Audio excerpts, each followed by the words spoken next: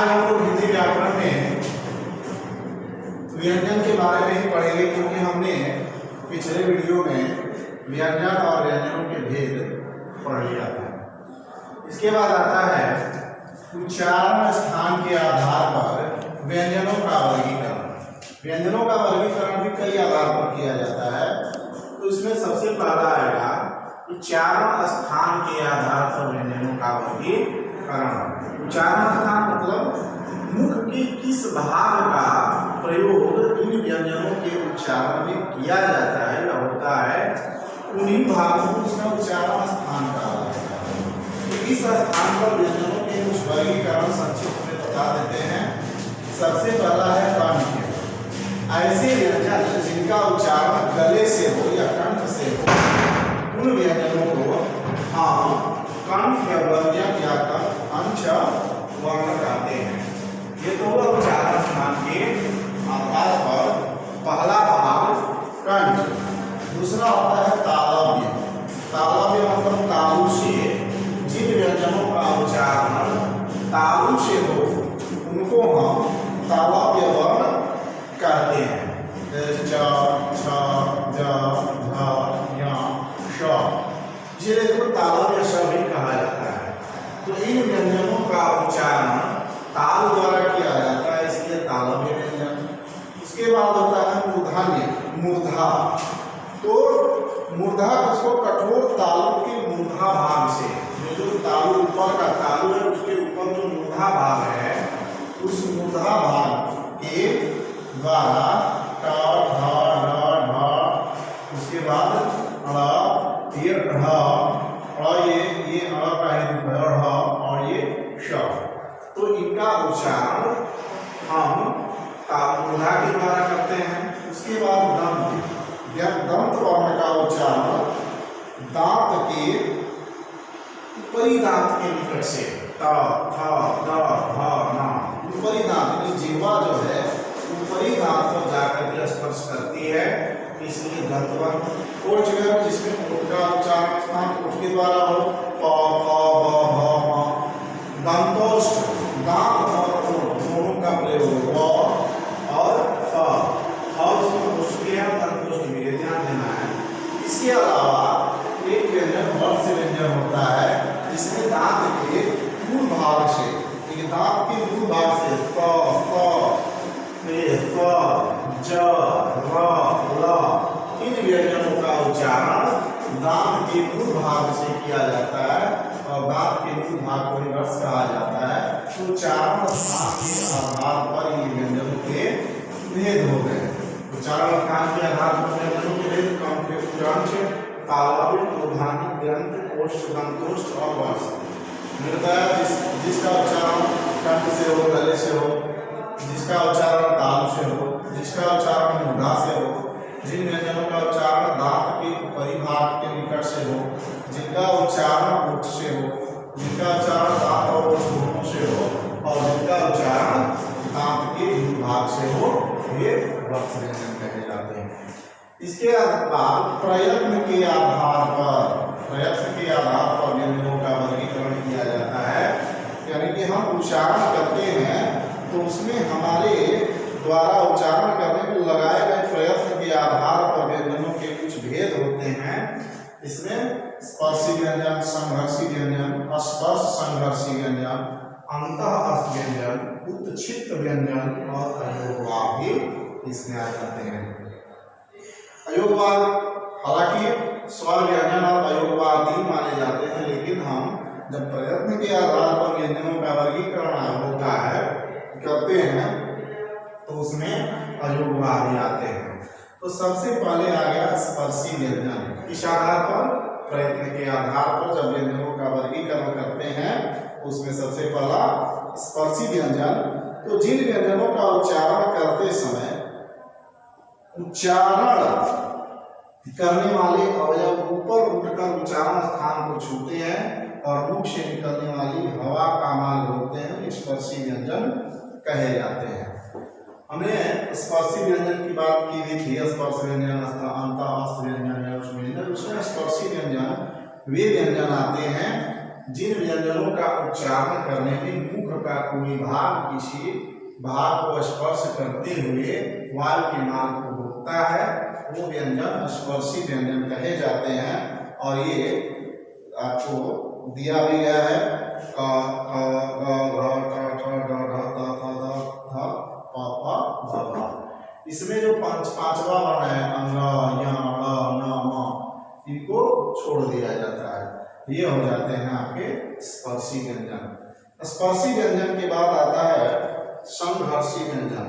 ध्यान देंगे किताब में आपने देखेंगे लिखा है जिन व्यंजनों के उच्चारण में जीभ या निचला होठ उच्चारण स्थान के इतने पास पहुंच जाते हैं कि मुख से निकलने वाली हवा को रगड़ खाते हुए बाहर निकलना पड़ता है उसे संघर्षी व्यंजन कहते हैं। और इन्हीं व्यंजनों को उष्ण ध्वनियां भी कहते हैं। जैसे हमने उष्ण व्यंजन पढ़ा था तो कुछ ऐसे भी व्यंजन होते हैं कि जिनमें जिह्वा या होठ का निचला जीभ या निचला होठ उच्चारण स्थान के इतने पास पहुंच जाते हैं। जैसे हम बात करते हैं स की ये तो इसका उच्चारण स्थान स है तो इसका उच्चारण करने में जिह्वा उच्चारण स्थान यानी ताल के इतनी निकट पहुंचती है कि हवा को गर्म होते हुए बाहर निकलना पड़ता है। इसी को हम उष्ण व्यंजन भी कहते हैं।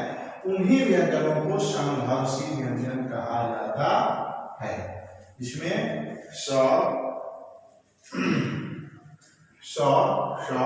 और ह ये चार व्यंजन आते हैं। इस आधार पर यह है वर्गीकरण ध्यान देना है प्रयत्न के आधार पर उष्ण व्यंजन को ही संघर्षी व्यंजन भी कहा जाता है। स्पर्श संघर्षी व्यंजन फिर देखेंगे तो ऐसे व्यंजन जिनके उच्चारण में जीभ पहले तो उच्चारण स्थान को स्पर्श करती है फिर वहां से हटकर उच्चारण स्थान के इतना निकट पहुंच जाती है कि मुख से निकलने वाली हवा को रगड़ खाकर निकलना पड़ता है इसीलिए इन्हें स्पर्श संघर्षी भी कहा जाता है।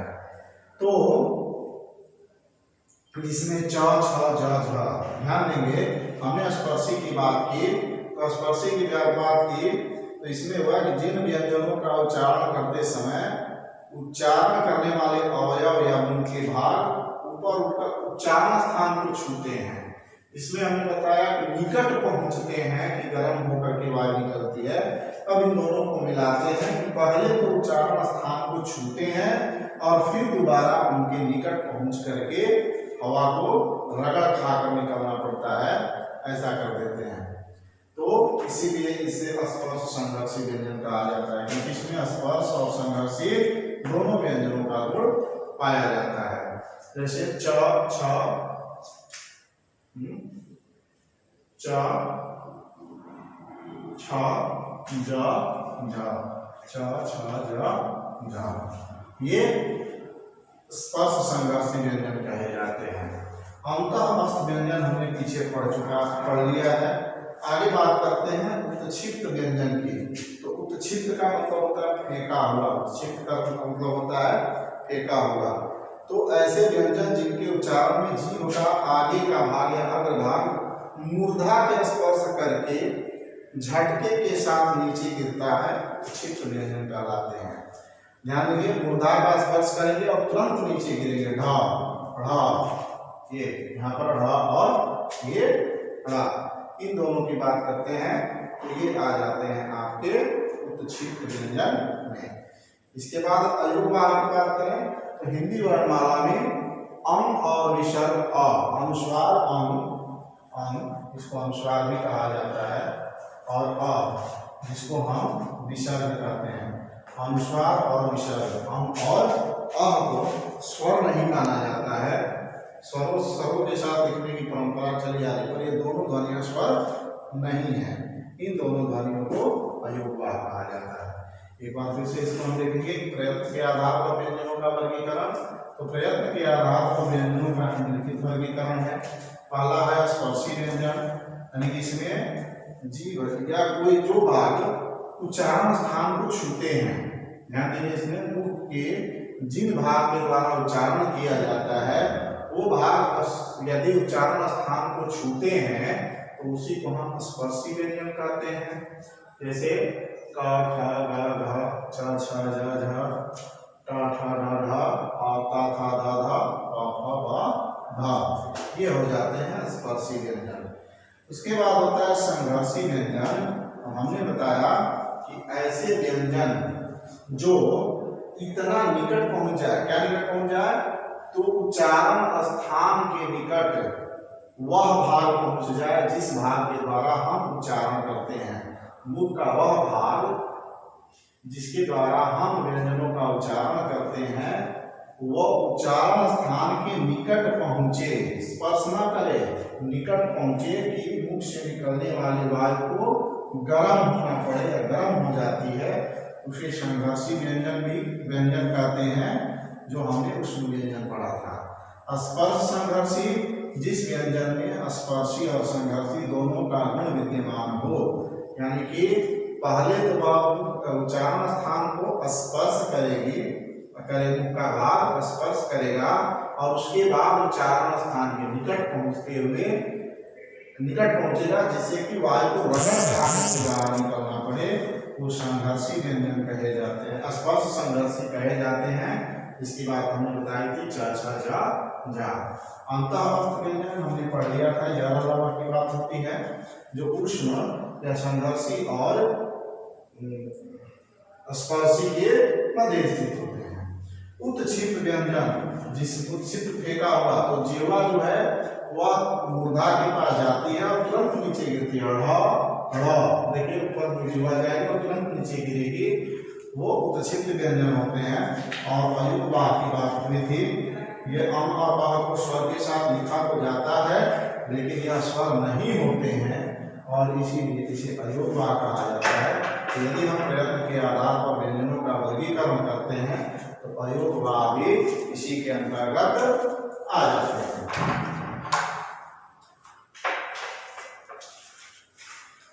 तो यहाँ पर यदि आपको कोई समस्या होती है तो मुझे फोन करके या मैसेज करके भी पूछ सकते हैं। एक बार अपना इसको देखेंगे, फिर काफी पे हम इसको ऐसे लिख सकते हैं, केवल इसमें ज़्यादा लिखना नहीं है परिभाषा, और इसकी परिभाषा हम आपको बताएंगे कि कैसे लिखना है।